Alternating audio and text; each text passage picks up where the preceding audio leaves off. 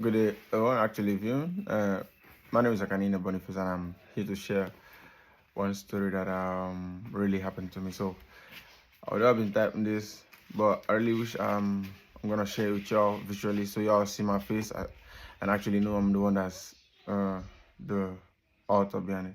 So I want to share. It was in August 2019, and I was gonna sit for the screening. They actually did the exam. Yeah, I passed. I think I scored 181 for computer science, and I was aspiring to study at the Akwa State University. So I was given the admission information that I should come for screening, and that day I left off to stay with my friend at Akwa State. So between August till September, I was right there with them. But before then, I actually was a regular in the house. So mom, she accepted me with open arms. And that day I told her about what I came to do. I told her about my plan. I told her about the screening stuff. So she was happy. And then I had no money other than the transportation fare, but she gave me some money. She said, should in case you go and things really get kind of busy, you just use this to help yourself. And that day I was actually fasting. I said I will fast from morning till 12 or thereabout, then I'm gonna eat. Later did I know it was gonna escalate to some that's bigger than what I had. Alright, so when I got to the place, I traveled from Akaninyene to Abak. From Abak, Bishop Clark, I head over to the place. We boarded a cab. It was a minibus, so we got the minibus, then they took us straight to Akaninyene local government. And then we translated again and got there to the school. It was a kind of tension feel. Some I have not done before my entire life. So actually that was the first time I was trying this cool stuff. And then I was kind of nervous. I ain't gonna lie. So I just prayed and I was like, God, please do not let this pass me by. So I got there. The whole thing was, people came in and they actually knew we were Jambites. Just that's what they called us. It's funny how it's in the terminology. So actually, that was what they called us, Jambites. So they knew we were newbies. We knew nothing about it. We like JJC. We just came. And so a lot of them were like, oh, you gotta buy this envelope. You got the school stuff. If you have this envelope, the school isn't gonna look at your case. A lot of stuff like that. They just came in and pretty sure someone would like kind of confuse us. They're trying to make us pay, and then they start money from us. The envelope about the school never asked of it. That's just the summary of the whole thing. But I bought it. Then they say file. I bought it. They say this. I was just kind of trying to make it feel official. I just don't want to mix up things. And then my screening was scheduled to be by 10 o'clock in the morning. So when I got there, I found out that people came for 8 o'clock. They were still there. They haven't been screened yet. So I gotta sit with an empty stomach after I'm done fasting. So I gotta sit there till 3 in the evening. That's when they now called us in. And they started doing the screening. They checked our academic report. They checked the JAM, as we call it, the JAM exam slip. They checked the printout. They checked the SSCE, if it's actually WAEC or NECO. That's WAEC is kind of phrase we use for the West African Examination Council exam results. The NECO is the National Examination Council of Nigeria. That is basically for country Nigeria if you're actually watching from outside.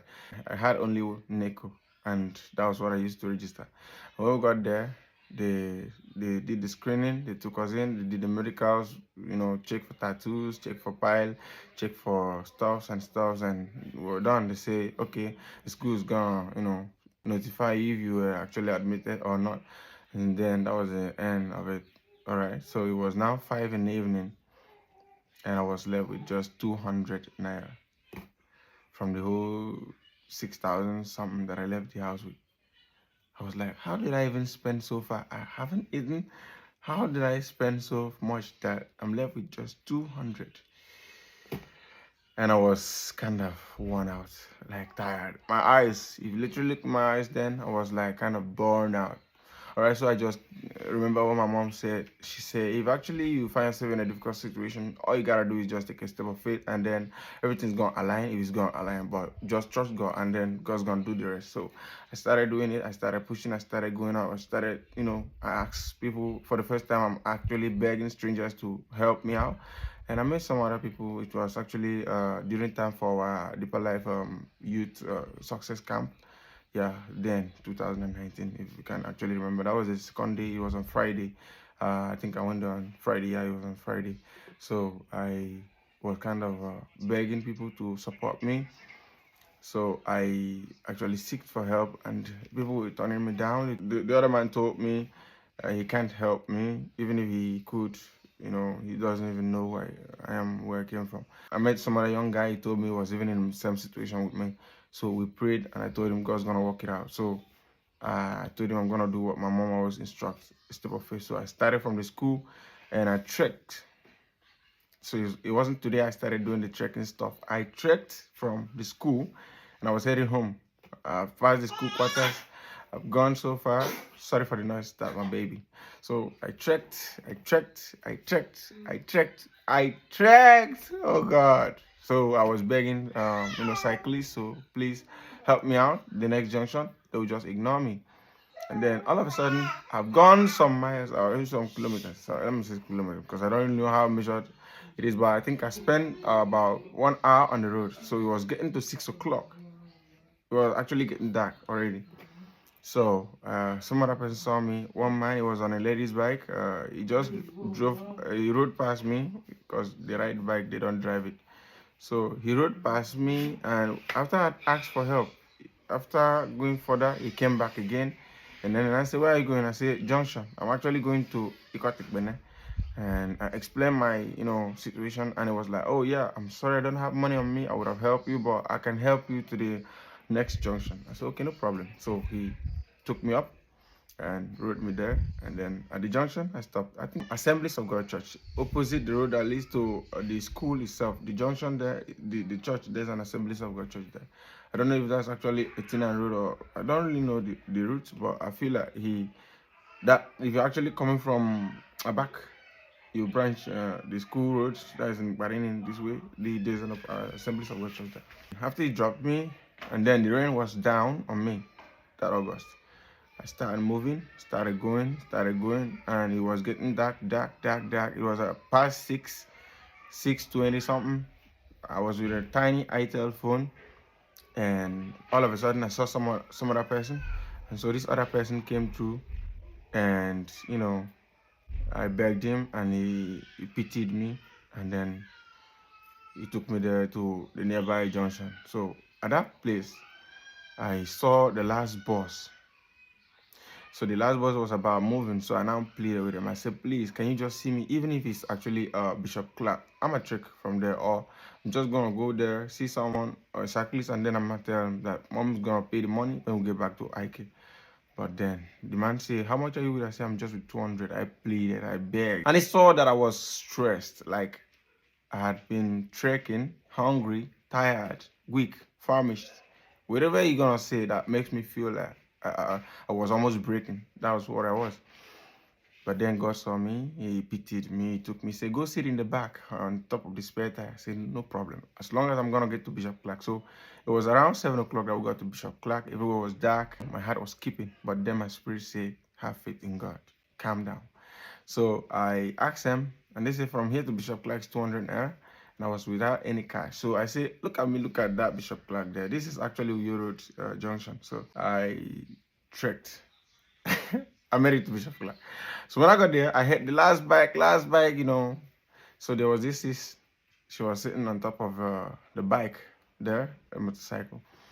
And it was about to move. So I pleaded with some cyclist man, and he said, this other guy is going to Ike right now, and probably you can ask him to drop you off, and then you pay him.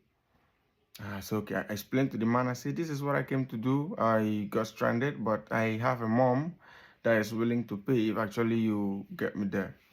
And he looked me in the face and said he's not going to carry me. Even if he was actually know what it is, that he's not going to do it. I pleaded, I begged. It got to a point that the sis was like, I thought I hired this bike on a charter, and they say yeah, it's a charter. So then they said okay. So if actually it was a kind of a charter, that means I paid for the 2C, right? Now ask me to come sit.